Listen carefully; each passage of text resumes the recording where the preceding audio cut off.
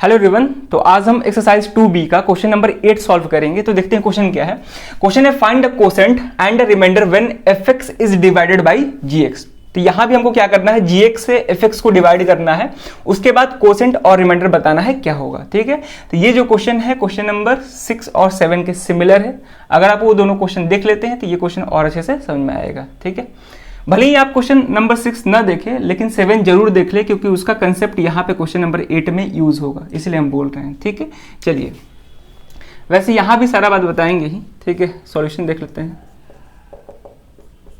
तो हमको क्या करना है, gx से fx को डिवाइड करना है, लेकिन डिवाइड करने से पहले ये चेक करते हैं कि जो भी पॉलिनोमियल्स दिया गया है वो स्टैंडर्ड फॉर्म में है कि नहीं है। तो यहाँ पे fx क्या है, x power 4 minus 5x plus 6 है।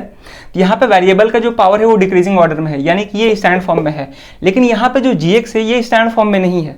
ठीक है, क्योंकि यहाँ पे जो वेरिएबल का पावर है वो इंक्रीजिंग ऑर्डर में है, जबकि वेरिएबल का पावर डिक्रीजिंग ऑर्डर में होना चाहिए, यानी कि पहले एक्स स्क्वायर वाला टर्म होगा, उसके बाद कॉन्स्टेंट टर्म होगा।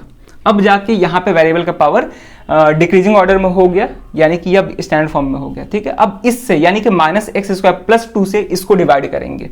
तो डायरेक्ट यहाँ पे हम डिवाइड करेंगे। अब तो माइनस एक्स स्क्वायर प्लस 2 से इसको डिवाइड करना है x power 4 minus 5x plus 6। ठीक है, यहाँ पर ध्यान से देखेंगे, अगर जब हम डिवाइड करते हैं तो डिविडेंड के पहले वाले टर्म को डिवाइजर के पहले वाले टर्म से डिवाइड करते हैं। तो यहाँ पे हो जाएगा x पावर 4 और ये माइनस एक्स स्क्वायर, तो यहाँ से आ जाएगा माइनस एक्स स्क्वायर।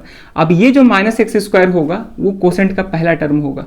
अब इससे हम डिवाइजर के सारे टर्म को मल्टीप्लाई करेंगे, तो माइनस एक्स स्क्वायर से इन दोनों को मल्टीप्लाई करेंगे तो ये हो जाएगा x power 4 minus 2x square हो जाएगा। अब यहाँ पे ध्यान से देखेंगे, डिविडेंड में कहीं भी एक्स स्क्वायर वाला टर्म नहीं है। तो अगर एक्स स्क्वायर वाला टर्म नहीं है यानी कि उसका कोफिशिएंट 0 हुआ होगा, तभी एक्स स्क्वायर वाला टर्म नहीं है। तो हम क्या करेंगे कि यहाँ पे डिविडेंड में चेंजिंग करेंगे कि एक्स स्क्वायर वाला टर्म लाने के लिए इसके जगह पे 0 इंटू एक्स स्क्वायर लिख सकते हैं, यानी कि डिविडेंड में हम 0 इंटू एक्स स्क्वायर लिख लेंगे और इसके नीचे हम माइनस 2 एक्स स्क्वायर लिख लेंगे। ठीक है, अगर कोई टर्म मिसिंग है यानी कि उसका कोफिशिएंट 0 हुआ होगा तो यहाँ पे हम सिंपली क्या कर देंगे, 0 इंटू एक्स स्क्वायर ऐड कर देंगे, सिंपल है। तो यही कंसेप्ट हम क्वेश्चन नंबर 7 में डिस्कस किए थे। ठीक है ना, यही चीज। तो यहाँ पे हम सिंपली थोड़ा सा चेंजिंग करेंगे।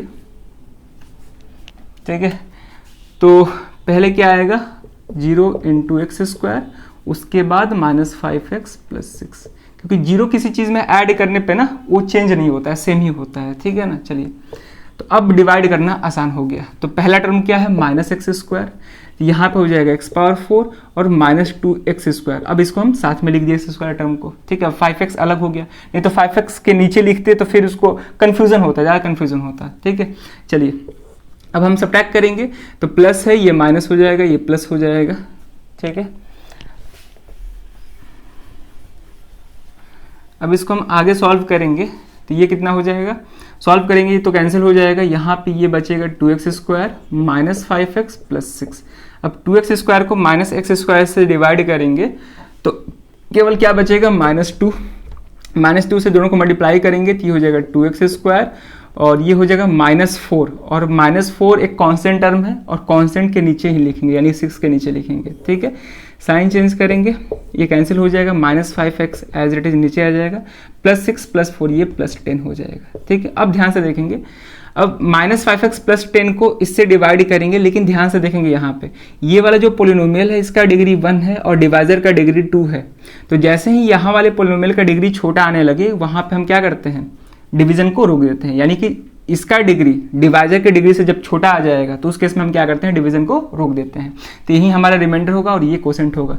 तो लास्ट में लिख देंगे therefore q x is equal to minus x square minus 2। ठीक है, माइनस एक्स स्क्वायर माइनस 2 और आर एक्स क्या हो जाएगा, माइनस 5x प्लस 10। ठीक है, तो ऐसे इस क्वेश्चन को सॉल्व करना था, केवल कोसेंट और रिमाइंडर ही फाइंड करना था, कर दिए। ठीक है, तो यही वाला 0 वाला जो कंसेप्ट है वही कंसेप्ट हम क्वेश्चन नंबर 7 में भी डिस्कस किए थे। वैसे हम सारा चीज़ बता दिए हैं, कोई दिक्कत नहीं है। ठीक है, तो क्वेश्चंस को प्रैक्टिस करते रहिए, कहीं भी कोई दिक्कत लगे जरूर आप उसको कमेंट करें। तो इस वीडियो में यही क्वेश्चन रखते हैं, अब मिलते हैं नेक्स्ट वीडियो में नए क्वेश्चन के साथ। Thank you.